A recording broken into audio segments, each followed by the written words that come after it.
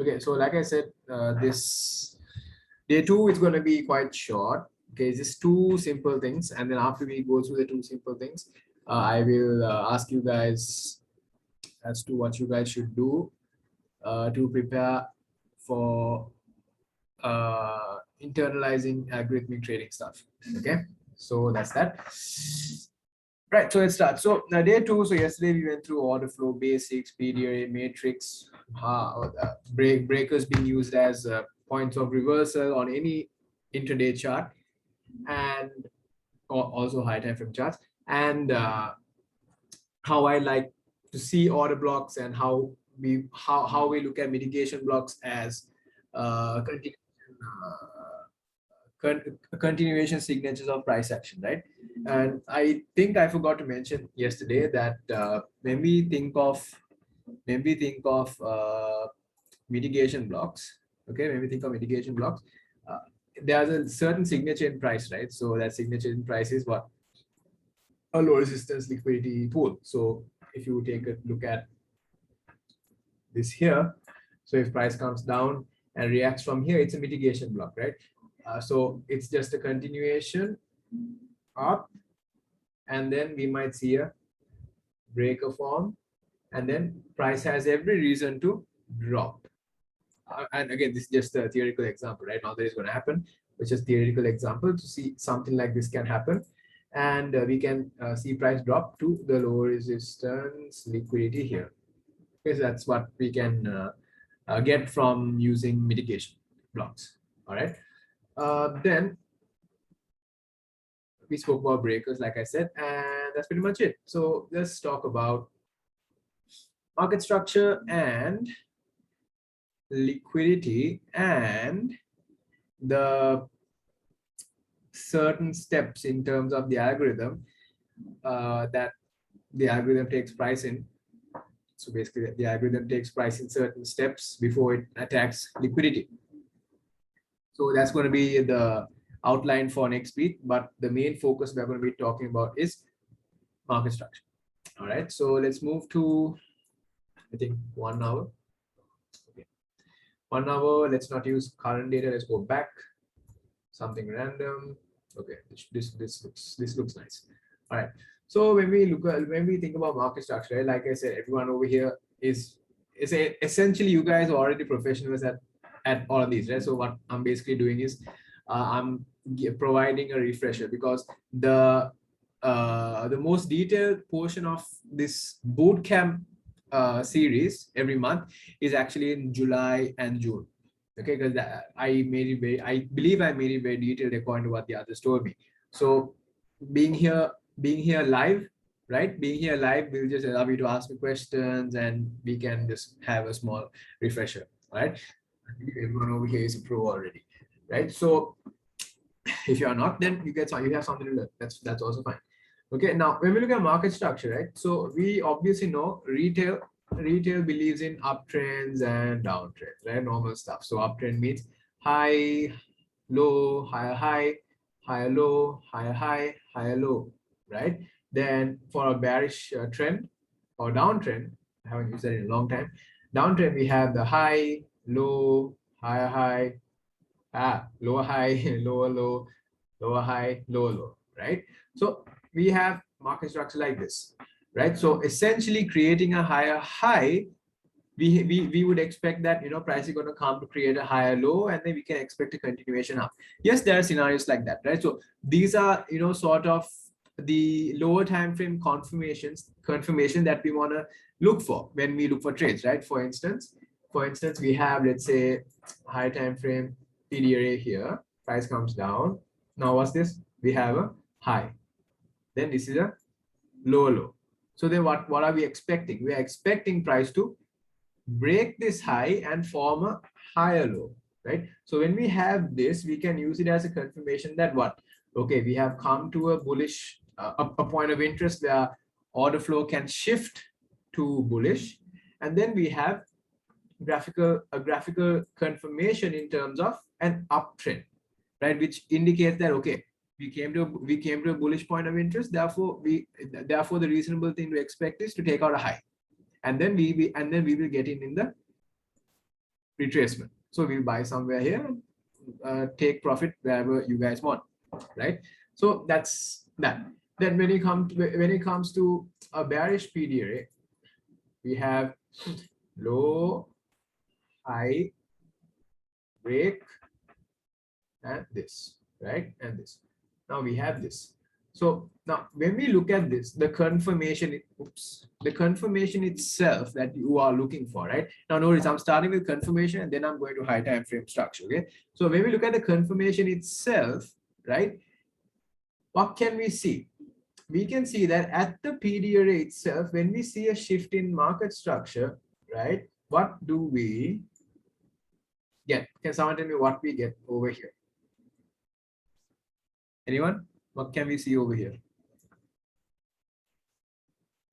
This is a link to yesterday's stuff. Exactly, breaker, right? So we have a breaker. So it can be mitigation also, but what I do is a breaker, right? So we have a breaker, right? We have a breaker, and then after we have a breaker, we have a high. We have a lower high, and then you have a lower low. Now we have a lower low, right? And then price will most likely continue from here. Right? Let's just say it continues from here. So now upon continuing from here, now what do we have over here? Can someone do what do we have over here? Mitigation, correct, right? So we have mitigation. So we now we have, okay, we have the point of reversal, which is this portion here. Then we have the point of continuation. Right? So we can use market structure like that. So what we can conclude from this, right? What we can conclude from market structure, right? And linking it with order flow, what we can conclude from that is a breaker indicates a what? Shift in order flow. A breaker indicates a shift in order flow, right? And a mitigation gives you your second chance entry, right? Essentially, if you're looking at a bearish scenario, we have the high, lower high, and second lower high, right? So at the first lower high, you want to what? That's your low risk sell.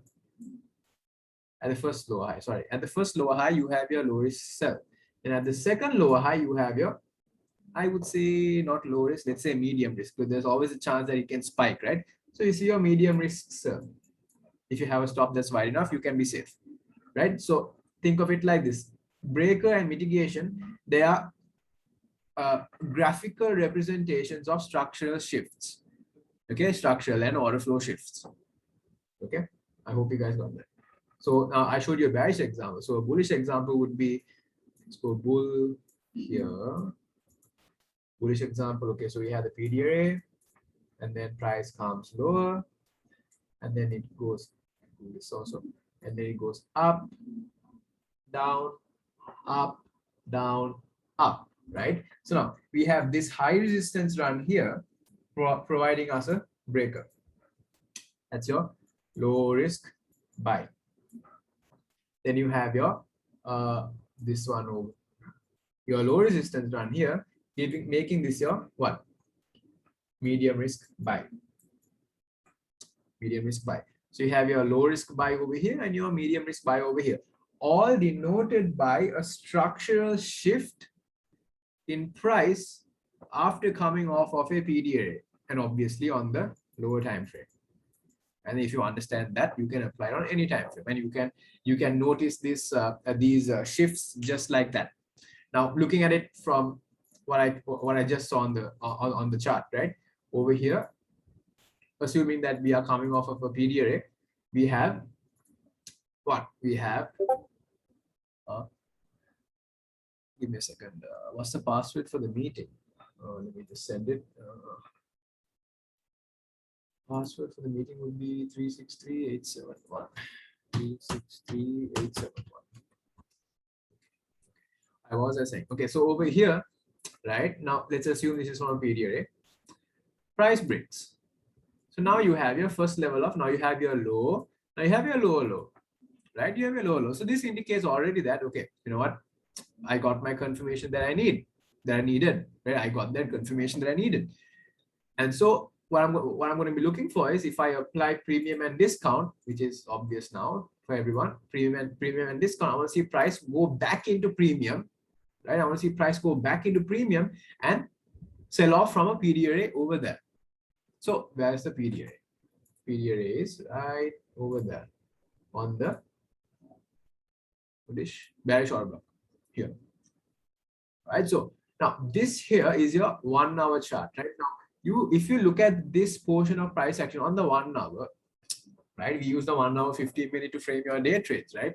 So if you look at this, number one, you have your order flow shift here, the high time frame PD array. Number two, you have your high time frame confirmation, which is the 1 hour confirmation that price is okay. Price is actually going to drop and it's going to go to some point of liquidity. Just looking at it by sight, I would say here, right? So hindsight cherry picked here over here, right?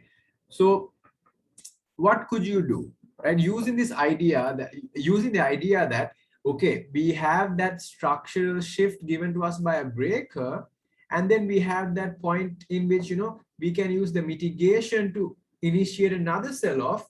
We have a lower time frame sell here. We have, since it's on the 1 hour, we have a buy here. We have a breaker sell here.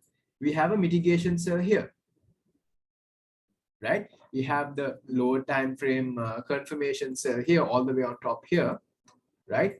Then you have the premium sell over here, which is another sell, because password seems to be incorrect, because you have a low taken out here, which is probably the previous day's low. We obviously can expect what? We can expect maybe a sudden spike up, because remember, a previous day's low is essentially a strong low, because see, we have a stop hunt and then a break, right? So this is a strong low. What will price do when we 815,299, 814? So that means I got my own meeting wrong. Damn it. Oh, participant died. Oh, damn it, guys. Sorry about that. Okay. What was I saying? Yeah, so we have the premium sell here. We have the lower time frame 30-second or 1 minute sell over here. Then we have the premium sell here. Then we have a buy also over here. Why do we have a buy? Because we took out a major low. We know that major lows, all lows, strong lows are protected in nature. So if something that is so protected has been taken out, what does that mean? It means that there is no more offers below this price point. So in order to in order to ensure that there are offers below the marketplace, we need to first go up and get more orders, because if we get more orders, then there's going to be what? A need to find counterparty below this price point. All right, there's going to be a need to find counterparty below this this price point, and therefore it drops. All right, so now let's draw this out. So we have this break. So let's draw the break. Have the break here. That's your break, right? Now we had a lower low. Right? We had a lower low. Price goes into premium for our let's say second sell off. Let's say you got a sell over here. All right, let's just put some random thing here. Okay, so you have a stop hunt, price goes up, price goes down, and then assume that when it comes up, we get a sell, right? So let's say we got a sell over here. Go for a 10 pip stop, and we target this low. All right, so we have number one here. Then we get TP'd, we get our profits, right? And we get a buy as well to go out of this, to get out at this 1 hour bearish order block. So we get a buy over there. So you have one trade here, another trade here. Now see, I am mixing some algorithmic stuff in this as well. So if you are listening, listen carefully, and because I'm not going to go into detail just yet, right? So we have a sell here, we have a buy here. Then you have the bearish order block to get another sell in. All right, so you have a bearish order block to get another sell in, stops over here, and now your take profit here, right? So you have 1, 2, 3. Essentially what you are seeing is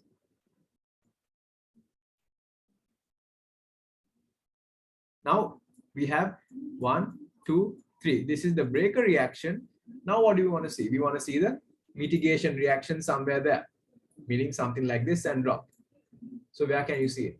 We can see price dropping, price going up, and then dropping again, right? So there's a mitigation over here. Mitigation is these consecutive down close candles over here, right? This entire thing is a mitigation block with respect to this high and this high, this high and this high.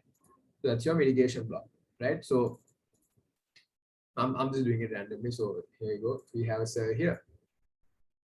Stop above that high. Now where's your take profit? So take profit. Remember, my motto is trading inside the range, right? Trading inside the range. So I would go for the most immediate sell side liquidity at discount. So where's the most immediate sell side liquidity at discount? Here. All right. So that's that. So you essentially caught one fool, and yes, you could have bought somewhere here the next day. Let's see if it's London open kill zone. Yeah, somewhere here. We have bullish order block here. And you can assume that this buy is safe because why? We need to complete this cycle just to go lower. Okay, so you have this bullish order block, stops below it, and take profit. Okay. Cherry picked as hell, I know, but these are possibilities.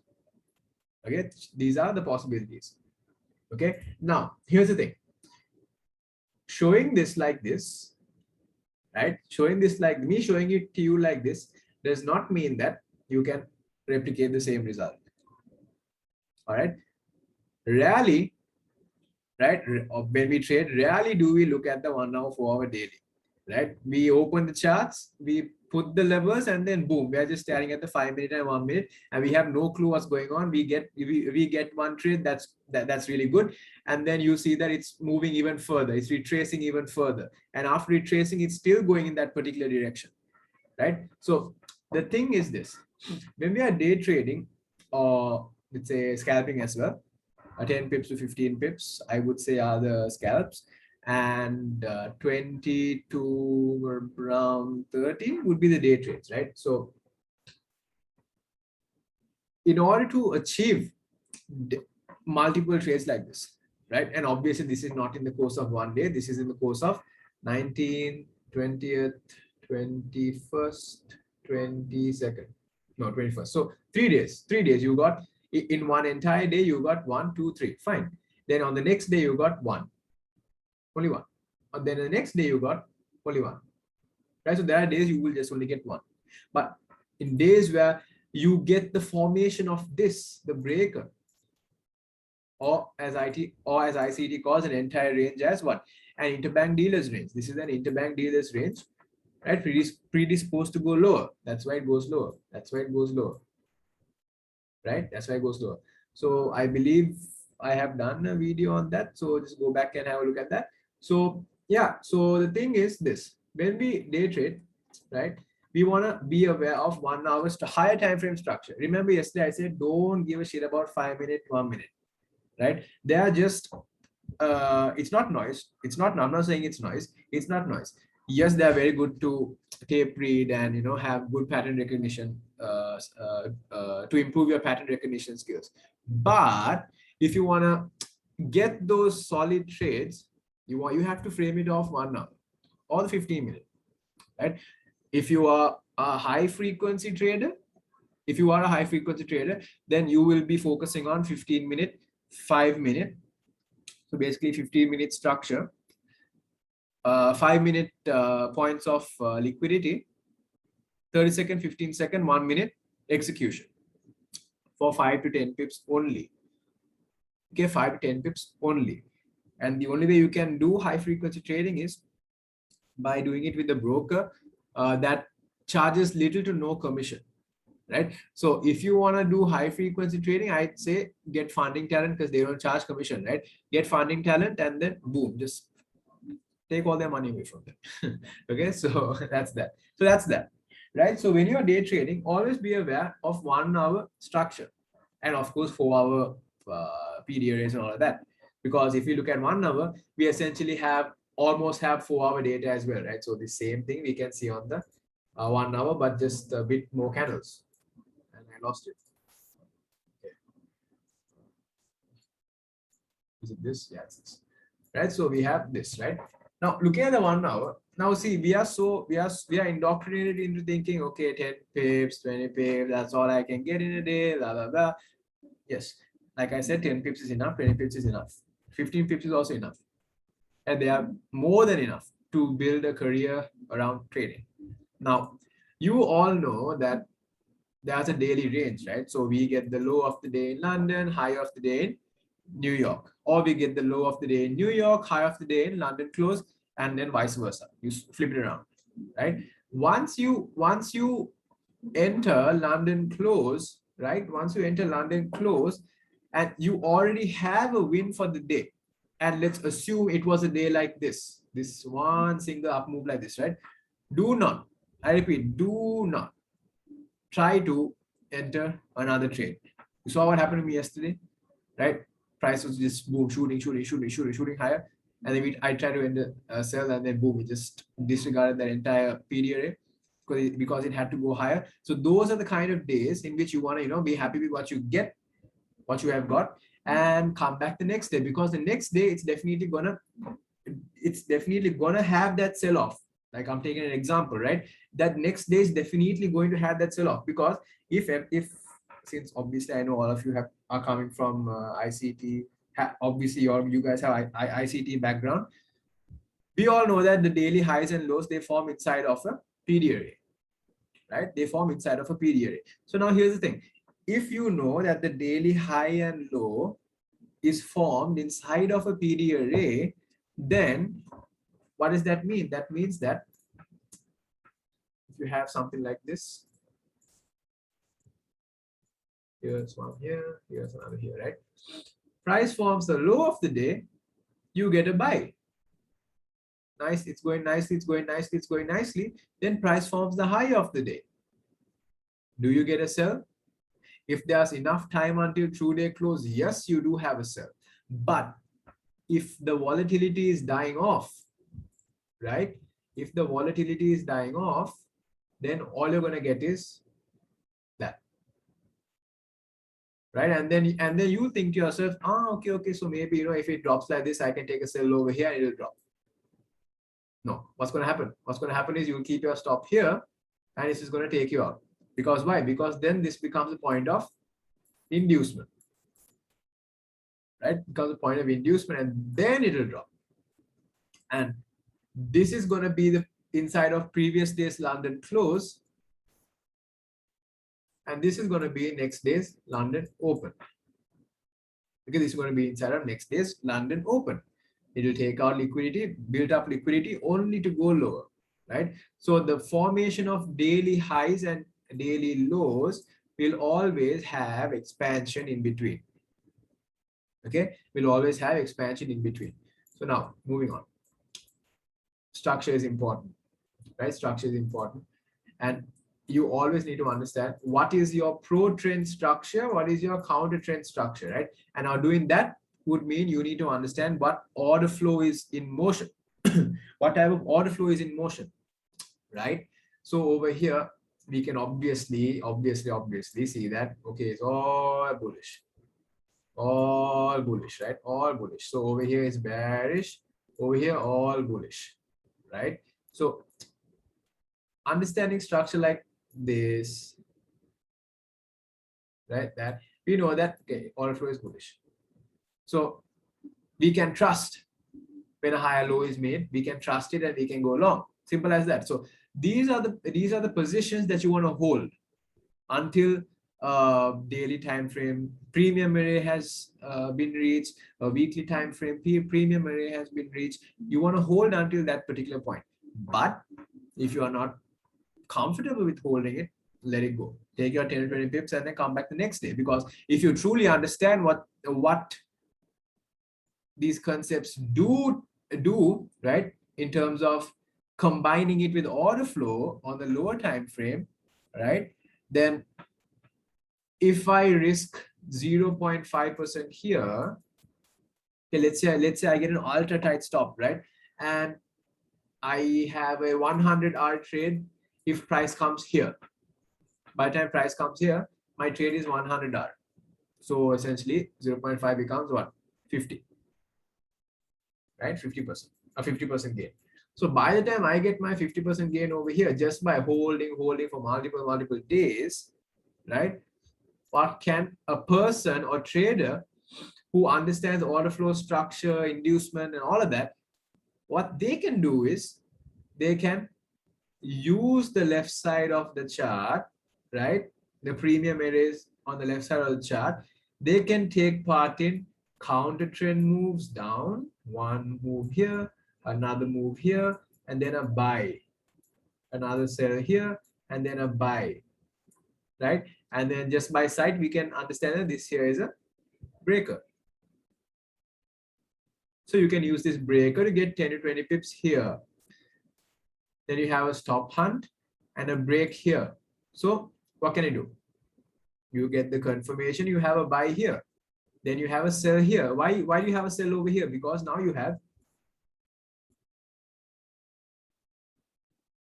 can take part in this move. You can take part in this move. So you can take part in this move here and you can buy again here.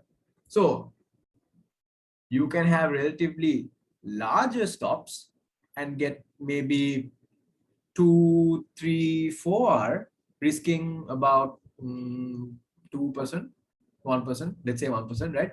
So let's say your average is 4R. 4R risking 1%. So you have 4. I'm going to do it cumulatively. So 4, 8, 12, 16, 20, 24, 28, 32, 36, right? And then you buy here for a larger move, which will get you like what? Let's say 15R. You get another 15% here. That's like what? 51%. You're up by 51. See? You're up by 51. So the compounding effect that happens from here to there, up and down, right, will get you more money, right? Will get you more money in terms of your account size than if you had just bought with 0.5% and held one trade all the way up to here, right? Because the power of compounding is that every time your account increases by a certain size, the interest rate is going to be applied on top of the new amount, right? On top of the new amount. So if you started with $100 here, right, and this 51% gain would not translate into 151. It will translate into something like 200 or 220, something like that, because of compound interest. Whereas you end the cycle with let's say 250, right? And if you had bought with 0.5% and held for the 50% gain, you would have been left with only 150, right? So who wins in the long run? This guy, with proper understanding, of course, not randomly buying selling, right? Not randomly buying selling, with proper understanding. One guy, while this person is waiting for $50, you made 150. Okay, this is what algorithmic trading will get you. Right? This is what algorithmic trading will get you, and this is how market structure helps. Okay, this is how market structure helps. As long as you know what the current order flow is, the market structure will reflect it. Okay, market structure will reflect it, because you see each of these legs, right? This one, that one. These legs, right? This one also. These legs, they are the points of invalidation. One, if price comes and breaks this, that is when you have a complete shift. Right now, take this idea applied on the lower time frame. This is when you have a complete shift in what? Order flow and structure. So then what do you have? You have this, that, and the continuation. So you have many opportunities here as well. All that's required is for you to understand that, okay, we are now shifting structure. Okay, now we are going from pro trend bullish to pro trend bearish. So when you are pro trend bullish, these bearish runs are what? Someone tell me. These bearish runs are what?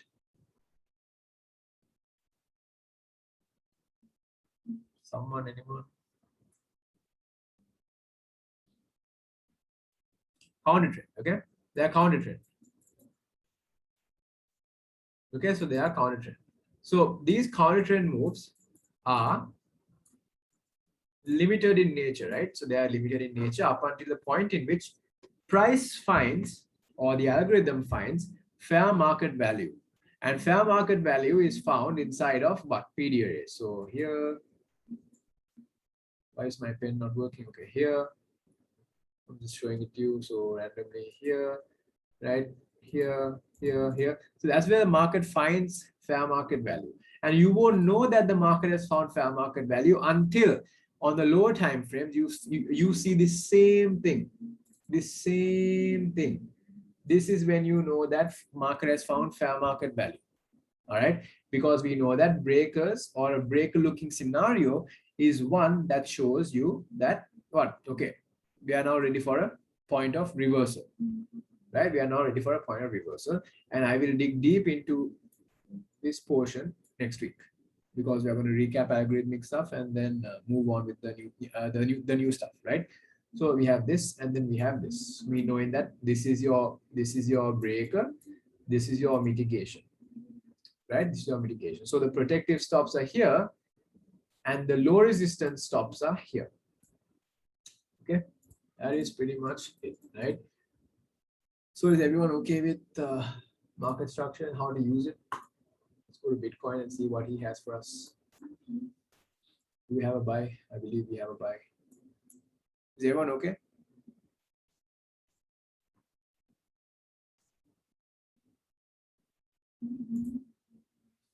Waiting for your confirmation, guys.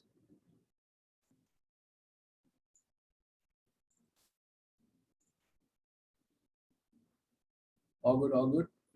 Okay, so is that enough of a refresher? Huh? Yes. Okay. Fine. Like I said, like I promised, today will be relatively short. You guys can go back to doing what you guys are doing. But before you go, we need to talk about the outline, right, for algorithmic the algorithmic trading stuff, right? So how can I put this? The outline would be, okay, this. All right. So if you look at Euro USD on the 5 minute, I believe 5 minute, yeah. Okay. Now, yeah, keeping it just like this, okay, just like this. You can see that before every run to either sell side or buy side, there was a run on opposing liquidity. Okay, there was a run on opposing liquidity. No, so now this has something to do with this one. Let me, is it this one? No, not this one. Okay, I can't remember, damn it. It has something to do with, was it this one? Yeah, this one. Something to do with this one, right? Which I sent you guys. So sell side liquidity, buy side liquidity to sell side liquidity, right? So you have a buy side liquidity run here, okay? Buy side liquidity run here to a what? Sell side liquidity run here. Then if you apply that to the lowest of the lowest portions of inside this range, you have a buy side liquidity run here and a sell side liquidity run here, within which you had multiple trades. Okay, so you had a buy here to go up here, you had a sell here to go down here, a buy here to go up here, and a sell here to go down here. All right, and yes, you could, assuming you were on the charts, you could have gotten all of these trades, right? If you knew what you were doing. Now I'm not implying anything, I'm just saying, just saying, right? If you knew what you're doing, and by knowing what you're doing, I mean, you have to understand in the moment you have to understand, okay, it took out sell side liquidity, so what am I looking at? I'm looking at buy side, but where is the buy side? Which buy side am I looking for, right? In order to come up here, I need to take out a low. But what is the low that I need to take out? This one. Okay, this one. Now, in order to come down here, I need to take out a high. But what's the high I need to take out? This one. Okay, it's all on a liquidity basis. On a liquidity basis, right? So that is why, remember, I asked you guys study the highs and lows. So that brings me to the next portion. Again, study the highs and lows, but this time not 1 hour, not 15 minutes. Look at 5 minutes. Okay, because now since I'm getting deeper into all of this, look at the 5 minute, right? And trust me, I can say that things like this happen on a daily basis, but I personally do not operate on all of this because number one, trying to do so, you're gonna burn yourself out, and if you burn yourself out, you will force certain scenarios on yourself. Like you'll start to hallucinate these imaginary scenarios on the chart, and you start losing money, right? So set an objective, okay, 2 trades or 3 trades, whatever, and once you're done with that, stop. Okay, because if you try to add something else to that, then you fall down the rabbit hole. Okay, so study the highs, study the lows. Look at the time of day, right? Especially the previous days, London Open, New York Open, and London close, Q zone, highs and lows. All right. Now, if I just do this from by side again, from here, looking at this time here, this is the this is 10th of August's London close low. Okay. Then this was New York Opens. That day's New York Open high. So what happened? That day's New York Open high gets taken out, and you have a nice run down below the London close low. All right. So now what does that say? What does that imply? That implies that session highs and lows tend to be protected. Now, can someone tell me why? Now, using all the theory you know, I mean, and not what we've discussed, from what you glean from ICT's YouTube or his league mentorship stuff, right? Why would price most likely see large displacements, right, if it takes out a previous session's high or low? Can someone tell me? Now again, it is ICT stuff, and it is also what I've explained to you as how the dealing range is created. No, how the dealing range is created. There's a certain two-word combination. Session highs and lows. Remember, highs and lows are what? Reactions from PD arrays, right? So what's in between? Expansion.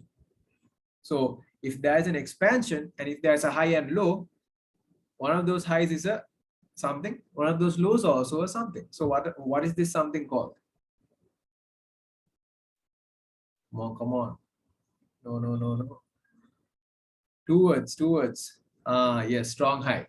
Strong high, strong low. Okay, strong high, strong low. So you know that taking out a strong high, strong low, that's what creates a displacement to the other side. Right? And the displacement looks for what? Now here's the next thing. The displacement in price looks for what? Question mark. What does the displacement in price look for? Okay, after the LR, what does it look for?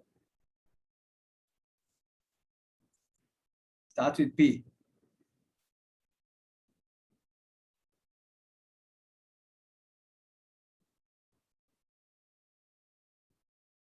Starts with P. Yes. After LR looks for PD arrays. PD arrays in discount or in premium, whichever direction that it happened. Right?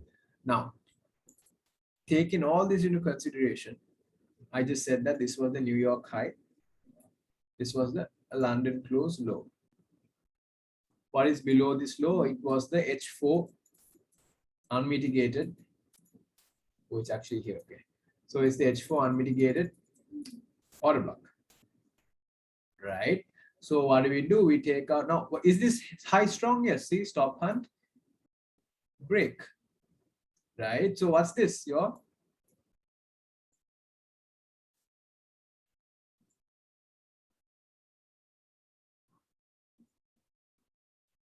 strong high. What's in between? Inducement. Right, so here's your raid. Here is your move down, seeking a low resistance liquidity in the form of this here. And we enter this, which triggered this. Right, so this is how it goes. So now the hint, and I believe this is also recorded, unfortunately for me, it is recorded. So the not so much of a hint, but since it's recorded, you can see that the session highs and lows tend to be strong highs, strong lows. So if you see one of them being taken out, then you can expect the displacement to the other side, seeking liquidity. Okay, seeking liquidity. And you have to first understand whether the session high was a strong high, strong low, or whether it was a weak high or weak low. You know that if it's a weak low or weak high, you won't get that much of a strong displacement, as you can see over here, because it stayed like this for quite a while, and then later on only upon news release it went up, right? So yes, so it depends on where price is. Now all of this works, but it will not work the way you want it to work if price is not at the correct spot. Because if this was not an order block or anything, it would have just done that, and the news release would have just boom, just bought it even lower, right? So like ICT says, time and price, not price and time. Okay, so you have that. And if I just show you one last thing over here, this is what, 10th of August. So I believe it's the same previous day. Previous day's high, right? Previous day high, London high here. So this London high is strong. Okay, this London high is strong. So the news event, which we all we took part in the scalps over here, right? So the news event caused price to go up, taking the London high.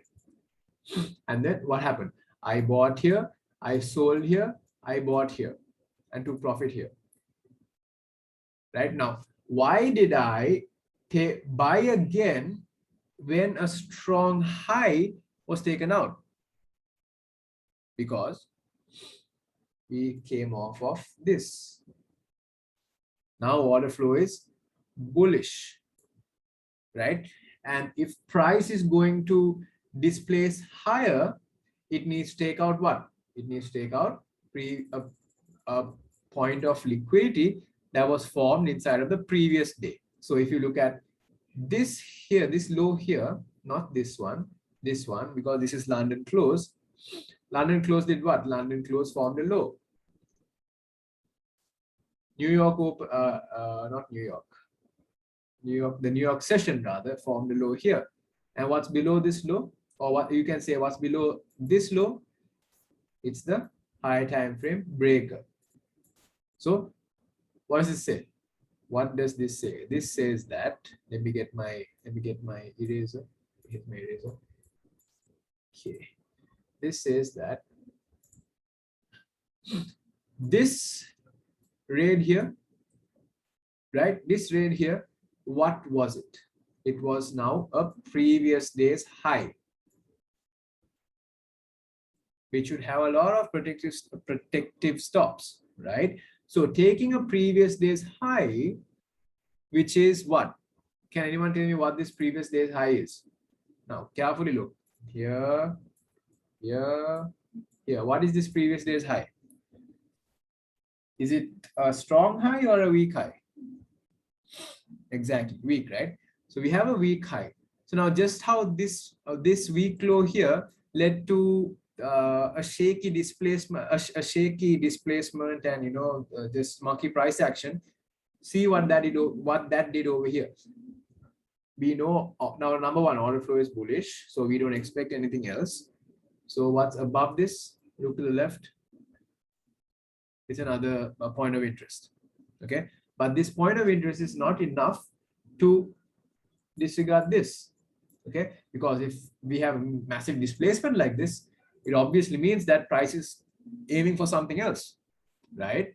So you have this high taken out.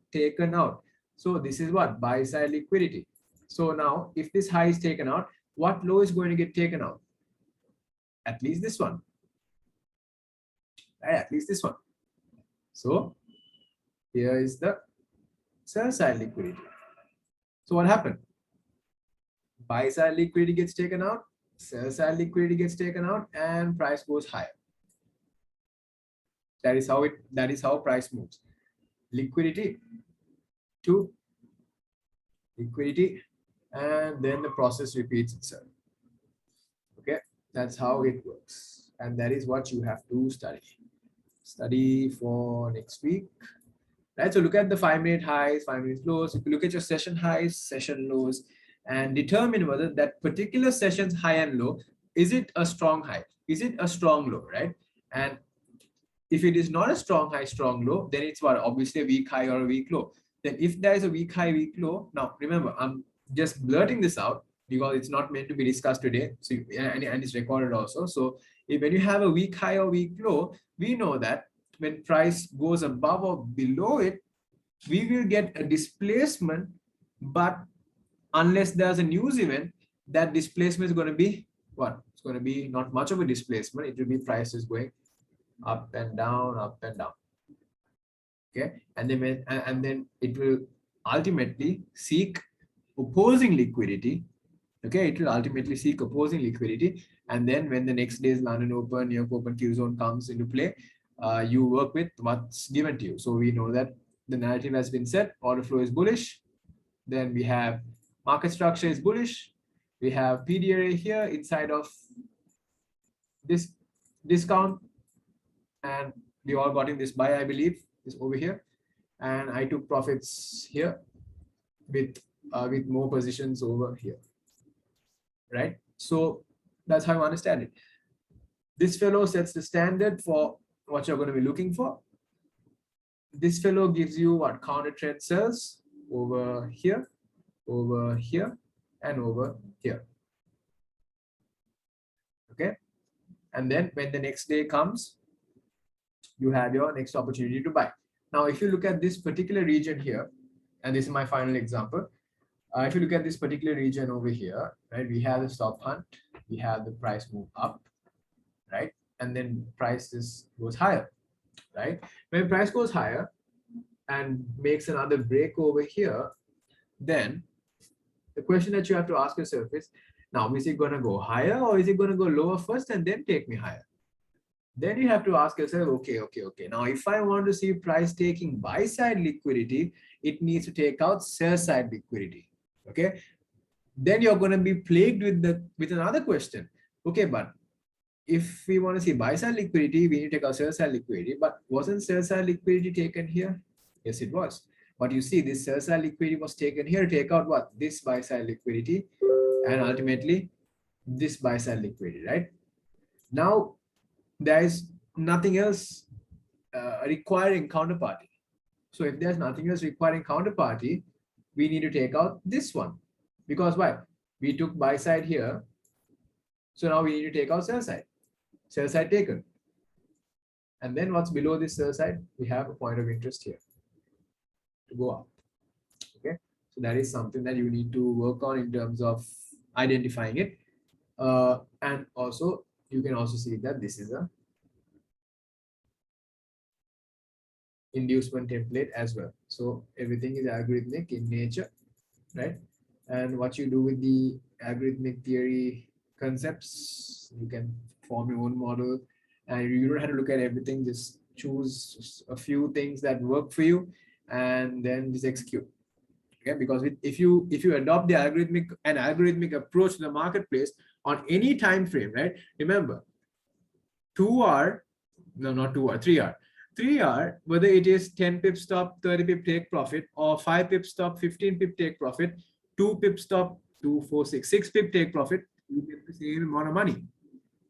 You get the same amount of, I hope you're getting what I mean. You get the same amount of money, whether it's 2 to 6. Now, I'm talking in terms of stop loss to take profit, right?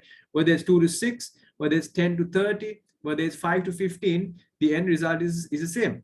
You risk $1 to make You risk $1 to make 6 in each of those. You risk $2 to make $6 in each of those examples, right? With 2 pip stop, 6 pip take profit, you still make $6 risking 2%, 3R, right? So if you caught something like that, then if you take an algorithmic approach to trading, with what I'm going to give you next week,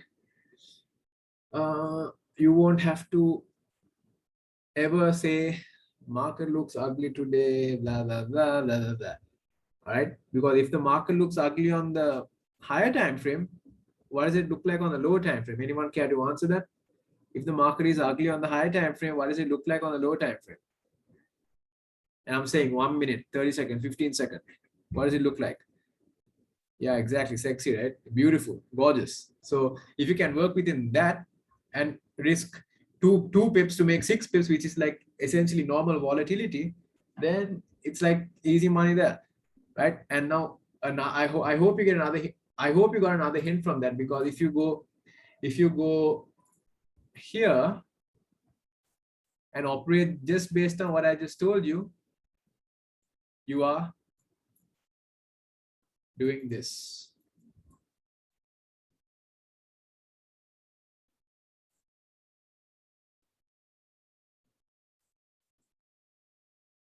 This is how an algorithm truly makes money out of high frequency trading.